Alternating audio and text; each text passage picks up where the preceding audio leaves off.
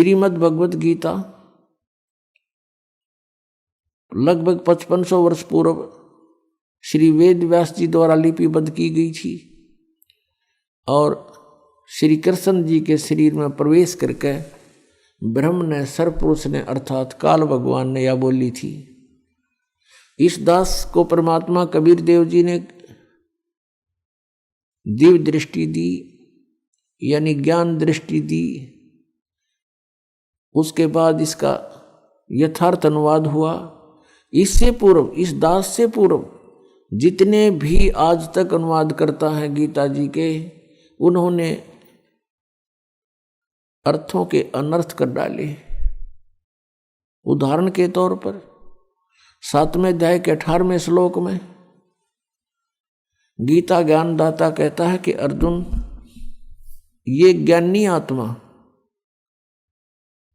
जैसे गीता जी अध्याय नंबर 7 के श्लोक नंबर 12 से लेकर 15 तक तो तीनों गुणों, रजगुण ब्रह्मा, सतगुण विष्णु, तमगुण शिव जी की स्थिति बताई है।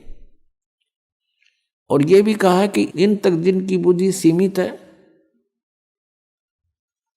वो अन्य किसी की बात सुनने को तैयार नहीं, वो मेरी भक्ति भी नहीं करते। फिर गीता ज्ञानदाता कहता है ये ब्रह्म सरपुरुष 16वें और 17वें श्लोक में कि मेरी भक्ति भी 4 प्रकार के करते हैं। एक अर्थार्थी, आरत नंबर 2, और नंबर 3 जिज्ञासु, नंबर 4 ज्ञानी।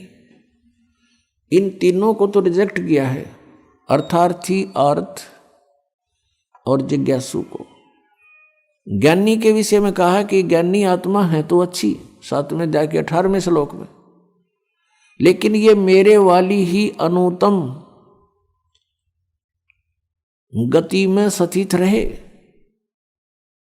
अब यहां अनुत्तम का अर्थ एक 6ठी कक्षा के बच्चे से पूछ लीजिए। उत्तम माने अच्छा, यानी गुड, और अनुत्तम माने बैड। यदि कोई व्यक्ति कहीं पर बैड का अर्थ, इंग्लिश में बैड का अर्थ और गुड करता है, श्रेष्ठ करता है, तो महामूर्ख है वो। तो यहां इन्होंने अनुत्तम का अर्थ अति उत्तम कर दिया। कारण क्या रहा? अज्ञान। इनको पता नहीं था कि ब्रह्मा विष्णु महेश से ऊपर भी कोई शक्ति है। इनको ये भी नहीं मालूम था कि गीता जी का ज्ञान श्री कृष्ण नहीं बोल रहे, उसके अंदर प्रवेश करके ये श्री काल भगवान बोल रहे हैं। जो गीता जी अध्याय नंबर 11 के श्लोक नंबर 32 में कहता है कि अर्जुन, मैं काल हूं, सबको खाने के लिए आया हूं, अब प्रवृत्त हुआ हूं, और तू युद्ध ना करेगा तो भी मारूंगा इनको। और 11वें अध्याय के 21वें श्लोक में अर्जुन कह रहा कि भगवान, आप तो इन देवताओं को भी खा रहे हो, आप ऋषियों को भी खा रहे हो, और ये सब सिद्धों के समुदाय आपके समक्ष वेद मंत्रों से आपकी स्तुति भी कर रहे हैं, आपसे मंगल कामना भी कर रहे हैं, और आप इन सब को खा रहे हो। तब इसने 11वें अध्याय के 32वें श्लोक में कहा कि अर्जुन, मैं काल हूं और अब प्रवृत्त हुआ हूं, अब आया हूं मैं, अब प्रकट हुआ हूं। श्री कृष्ण जी तो अर्जुन के साथ पहले से ही रहते थे, संबंधी थे उसके। और अर्जुन फिर ये पूछ रहा है कि हे महानुभाव, तुम कौन हो? मैं आपको नहीं जानता। एक रिश्तेदार ने नहीं जाने, कोई बात हुई? तो उस समय श्री कृष्ण नहीं, श्री कृष्ण से बाहर निकलकर वो काल अपना स्वरूप दिखा रहा था कि अर्जुन, ये है मेरा विराट रूप। और इससे पहले किसी ने इसको नहीं देखा था तेरे अतिरिक्त। और श्री कृष्ण जी तो अपना विराट रूप पांडवों की सभा में पहले दिखा चुके थे। तो ये शब्द भी श्री कृष्ण जी नहीं बोलते अगर वो गीता ज्ञान दे रहे होते कि तेरे से अतिरिक्त पहले मेरा ये विराट रूप किसी ने नहीं देखा था। वो विराट रूप श्री कृष्ण जी के सत्र का था। श्री कृष्ण जी विष्णु अवतार हैं। विष्णु जी केवल 16 कला के भगवान हैं, और ये काल ब्रह्म 1000 कला का भगवान है। जैसे एक तो 100 वाट का बल्लभ हो, एक 1000 वाट का हो, एक 16 वाट की ट्यूब हो, एक 1000 वाट की ट्यूब हो तो ट्यूब दोनों रोशनी दोनों ही दिखा रही है, लेकिन अंतर बहुत होता है। ऐसे ही इनके विराट रूप में अंतर था। तो ऐसे ही गीता जी का ज्ञान इनको नहीं मालूम था कि गीता जी का ज्ञान किसने बोला। इनकी बुद्धि श्री कृष्ण से ऊपर उठी नहीं। श्री कृष्ण जी को सर्वेश्वर महेश्वर मानकर श्री गीता जी के ज्ञान का अज्ञान कर डाला। तो गीता जी अध्याय नंबर 7 के श्लोक नंबर 18 में गीता ज्ञानदाता ये काल कह रहा है कि अर्जुन, ये सभी ज्ञानी आत्माएं हैं तो नेक उद्धार,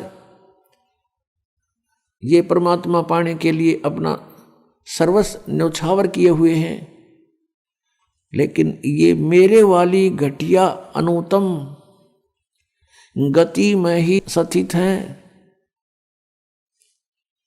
अपने आत्माओं। अब ब्रह्म की साधना को यानी काल अपनी साधना को अनुत्तम क्यों कहा? अब यहां विचार करो। श्रीमद् भगवत गीता ज्ञानदाता गीता अध्याय नंबर 4 के श्लोक नंबर 5 और 9 में, गीता अध्याय नंबर 2 के श्लोक नंबर 12 में, गीता अध्याय नंबर 10 के श्लोक नंबर 2 में ये स्पष्ट करता है कि अर्जुन, तेरे और मेरे बहुत जन्म हो चुके। तू नहीं जानता, मैं जानता हूं। मेरे जन्म और कर्म अलौकिक हैं। फिर गीता ज्ञानदाता स्वयं कहता है कि अर्जुन 8वें अध्याय के 13वें श्लोक में कि मेरी भक्ति कर। और मेरी भक्ति का जो मंत्र है श्रीमद् भगवद गीता अध्याय नंबर 8 के श्लोक नंबर 5 और 7 में और 13 में, अध्याय 8 के 13 में, ये इसका निष्कर्ष समझो ऐसा है कि गीता ज्ञानदाता कहता कि अर्जुन, तू मेरी भक्ति कर, युद्ध भी कर और मुझे प्राप्त होगा। और मेरे पाने का मंत्र है 8वें अध्याय के 13वें श्लोक में स्पष्ट किया है, ओम इति एकाक्षरम ब्रह्म व्यवहारण मामनुस्मरण यह प्रयाति तजन देहम सयाति परमाम गतिम। मुझ ब्रह्म का केवल एक ओम मंत्र है, नथिंग एल्स। यह एक ओम मंत्र है और अंतिम श्वास तक सिमरण करता हुआ जो शरीर त्याग कर जाता है, उच्चारण करके श्रवण करता हुआ शरीर छोड़कर जाता है, तो मेरे वाली परम गति को प्राप्त होता है। अब ओम के नाम से जो गति होनी है वो क्या है? क्या मोक्ष होगा? कितना मोक्ष होगा? कि ब्रह्मलोक प्राप्ति होगी। 8वें अध्याय के 16वें श्लोक में गीता जी में लिखा है कि अर्जुन, ब्रह्मलोक पर्यंत सभी प्राणी पुनरावृत्ति में हैं। पुनरावृत्ति का अर्थ है वहां गए हुए प्राणी भी पुनर्जन्म को प्राप्त होते हैं, पूर्ण मोक्ष नहीं होता। और यह अनुवादकर्ताओं ने 8वें अध्याय के 16वें श्लोक में अनुवाद गलत कर दिया। इन्होंने कर दिया कि मुझे प्राप्त प्राणी का पुनर्जन्म नहीं होता। इसका अर्थ ये बनता है कि जो ये विद्यते माने विद्य धातु है, ये विद्य माने जानना भी होता है, कि जो ये नहीं जानते कि मुझे प्राप्त प्राणी का पुनर्जन्म होता है, तो वो मेरी साधना करके ब्रह्मलोक में जाने से भी पुनरावृत्ति को ही प्राप्त होते हैं, ब्रह्मलोक प्राप्त करते हैं और वहां से भी फिर जन्म मृत्यु में ही रहते हैं। यदि यहाँ इनके अनुवाद को सही माने गीता अनुवादकर्ताओं का कि मुझे प्राप्त प्राणी का, गीता ज्ञानदाता कह रहा है कि मुझे प्राप्त प्राणी का पुनर्जन्म नहीं होता। ये गीता जी अध्याय नंबर 4 के श्लोक 5, 9, गीता अध्याय नंबर 2 का श्लोक 12 और गीता अध्याय नंबर 10 का श्लोक 2 ये झूठे हो जाते हैं कि ये कहता है मेरे भी जन्म मृत्यु होते हैं, साधक के भी, यानी तू मेरा साधक है तो तेरे भी जन्म मृत्यु होंगे अर्जुन। तो यहां इन्होंने अर्थों के अनर्थ कर डाले। अब गीता जी अध्याय नंबर 17 के श्लोक नंबर 23 में कहा कि ओम तत्सत इति निर्देश है ब्रह्मण त्रिविध समर्थ है। ब्रह्मण माने सच्चिदानंद घन ब्रह्म का 3 मंत्र के ओम तत्सत मंत्र की साधना का निर्देश है, नथिंग एल्स। और कोई मंत्र नहीं उस परमात्मा के पाने का, यानी पूर्ण मोक्ष कराने का।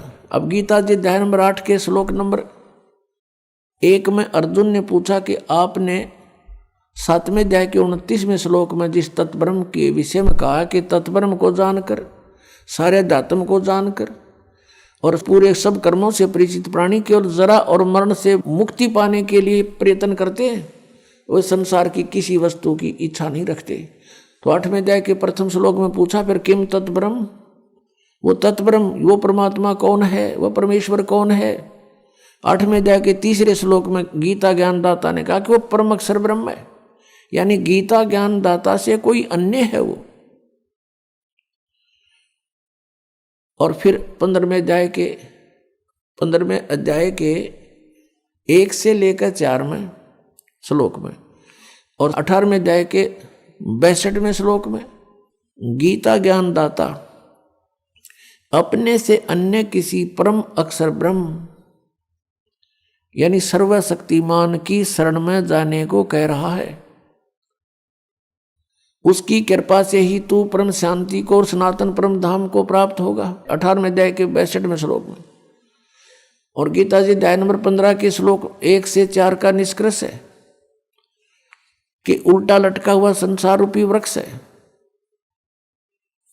और इसके सभी पार्ट्स को, सभी भागों को जो व्यक्ति जानता है, स वेदवित, वो वेद के तात्पर्य को जानने वाला है, अर्थात वो तत्वदर्शी संत है।